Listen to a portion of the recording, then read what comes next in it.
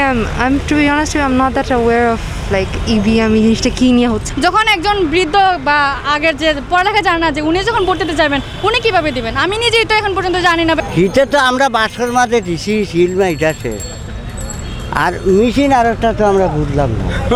Frankly speaking আমি EVM সম্পর্কে কিছুই জানি না।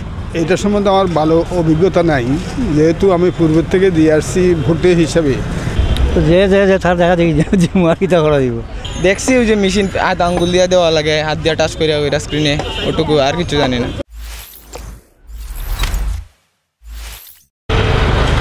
আগামী 21 জুন ইলেকট্রনিক ভোটিং মেশিন ইভিএমে অনুষ্ঠিত হতে যাচ্ছে সিলেট সিটি কর্পোরেশন নির্বাচন 2023। চলুন দর্শক দেখে আসি সিলেটের সাধারণ মানুষ এই ইলেকট্রনিক ভোটিং মেশিন বা ইভিএম সম্পর্কে কতটুকু জানেন। EVM, to be honest with you, I'm not that aware of like EVM জিনিসটা কি নিয়ে হচ্ছে। Could you elaborate এটা জিনিসটা কি? Would you tell me what it is about? এটা হচ্ছে ইলেকট্রনিক ভোটিং মেশিন। এটা দিয়ে হচ্ছে নির্বাচন কমিশন এবার সিসিক নির্বাচন 2023 পরিচালনা করছে ওরা। That's good, I think.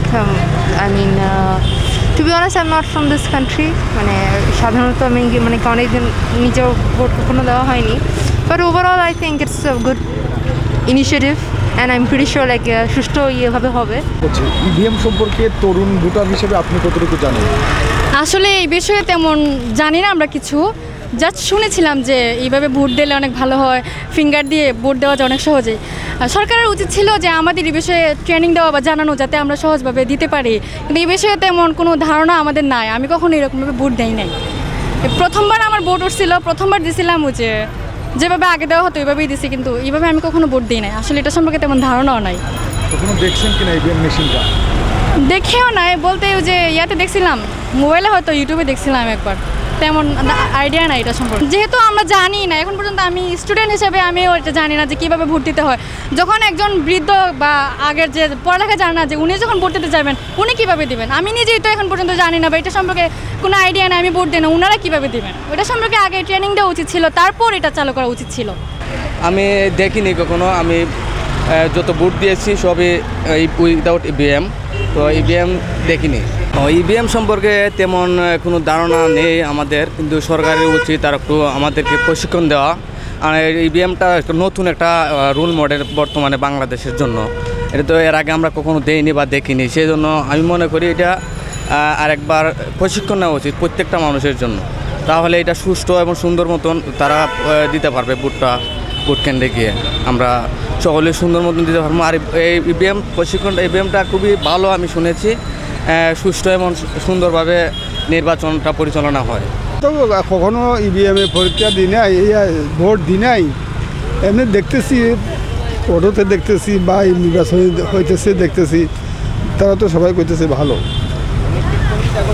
একটু ধীরগতি হয় আর কি। এটা সম্বন্ধে আমার ভালো অভিজ্ঞতা নাই, যেহেতু আমি পূর্বের থেকে দিয়ে আসছি ভোটে হিসাবে ব্যালট পেপারে। হ্যাঁ, এখন নতুন করে ইভিএম বাইরে রয়েছে, এখন এটা দিলে নাকি সুবিধা, যারা নির্বাচন অফিসের লোকজন থাকে বা প্রিসাইডিং যারা থাকে তারা সেটা হয়তো দেখাই দিবি আমাদেরকে, না হলে কি আমরা জানবো কী করি।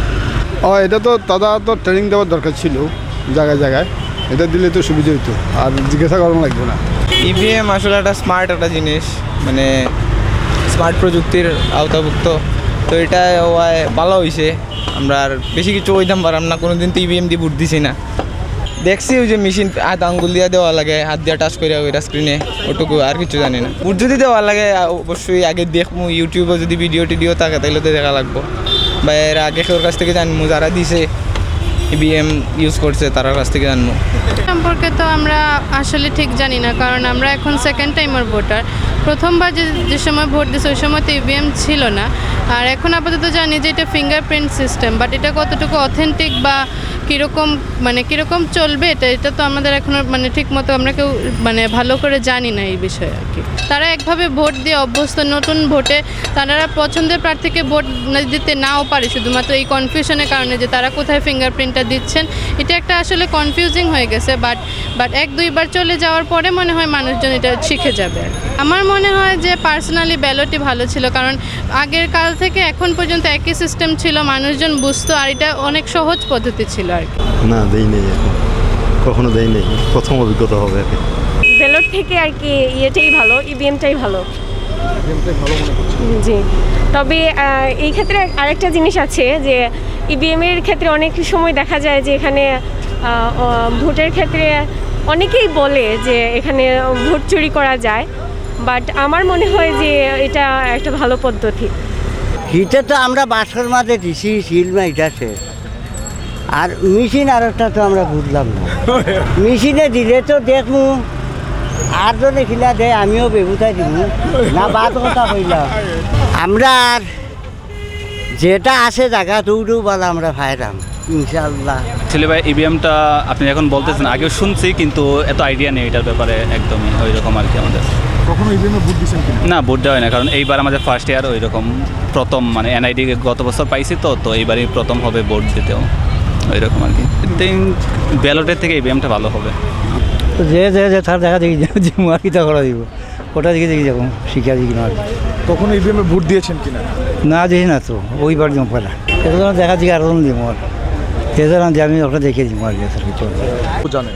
অ্যাকচুয়ালি ফার্স্টলি আমি বলতে চাই যে ইভিএম সম্পর্কে আমার কোনো ধারণাই নেই। সরকারের উচিত ছিল যে এটা সম্পর্কে ট্রেনিং দেওয়া, তাহলে আমরা সহজে এটা সম্পর্কে জানতে পারতাম। আসলে আপনারা জিজ্ঞাসা করতেছেন ইভিএম, ফ্র্যাঙ্কলি স্পিকিং আমি ইভিএম সম্পর্কে কিছুই জানি না। আমরা ইভিএম যে দেওয়া হয়েছে এটা নিয়ে আমরা খুবই চিন্তিত যে আমরা কিভাবে ভোট দেব, আমরা যেহেতু নিউ, আর কিভাবে আমরা এই শহরের জন্য নতুন একজন সিলেক্ট করব, বিশেষ করে বয়স্করা যারা এ সম্পর্কে জানে না অনলাইন ভিত্তিক, তারা কিভাবে এটা ফেস করবে। আমি আসলে ইভিএম সম্পর্কে যতটুকু জানি যে এটা ডিজিটাল একটা পদ্ধতি, আর ইভিএমে যদিও ভোট দেয় নাই, যতটুকু জানি এটা একটা মানে স্বচ্ছ নির্বাচন হওয়ার একটা অন্যতম মাধ্যম। আর আশা করি এটাতে ভোট দিলে সঠিকভাবে ভোটটা সঠিক জায়গাতেই যাবে, আর আমরা আশাবাদী এটা এর মাধ্যমে একটা নিরপেক্ষ স্বচ্ছ নির্বাচন হবে। ইভিএম সম্পর্কে যতটুকু জানি যে আমরা মানে কোনো একটা চিহ্নতে ফিঙ্গারপ্রিন্ট দিব, দেন ওইটা ভোট হিসেবে কাউন্ট হবে। এছাড়া তেমন কোনো একটা অভিজ্ঞতা বা এটার সম্পর্কে প্রচার প্রচারণা সাধারণ ভোটারের মধ্যে নেই। আমরা যারা নতুন ভোট দিব, যদি এই ক্ষেত্রে ইভিএমটার সঠিক ব্যবহার কিভাবে কি করতে হবে বা কিভাবে ভোট দেওয়া যায়, এই জিনিসটা যদি সবার মধ্যে তুলে ধরা হয়, তাহলে আমি মনে করি যে ইভিএম যে ভোটটা তা মানুষের কাছে মানে সহজলভ্য হবে ভোট দেওয়ার ক্ষেত্রে। ইভিএম নিয়ে সরকার দলীয় প্রার্থীর কোনো অভিযোগ না থাকলেও শঙ্কা রয়েছে অন্যান্য দলের প্রার্থীদের।